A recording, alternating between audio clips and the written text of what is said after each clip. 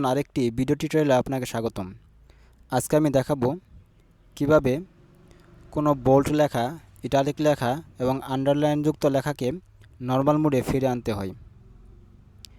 এর আগের ভিডিওতে আমি দেখিয়েছি কিভাবে কোনো নরমাল ফন্টকে বোল্ড করতে হয়, ইটালিক করতে হয় এবং আন্ডারলাইন দিতে হয়। যারা দেখেন নাই ভিডিওটি দেখে নিন।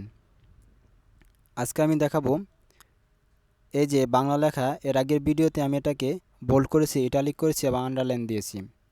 আজকে এগুলোকে নরমাল মোডে আনব।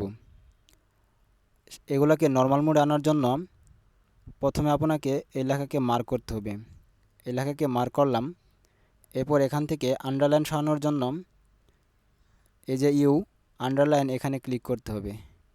এই যে ক্লিক করার সাথে সাথেই আন্ডারলাইন সরে গেছে। এখন কি আছে, এখানে ইটালিক আছে এবং বোল্ড আছে, এবং ইটালিককে সরানোর জন্য আবার মার্ক করতে হবে। মার্ক করার পর এই আই এখানে ক্লিক করার পর সাথে সাথে এই যে ইটালি থেকে নরমাল মোডে ফিরে এসেছে। এবং এখানে আছে বোল্ড।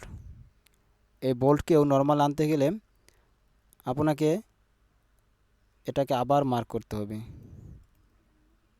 আবার মার্ক করার পর এ বি বোল্ড এখানে ক্লিক করবেন। এই যে নরমাল মোডে ফিরে এসেছে।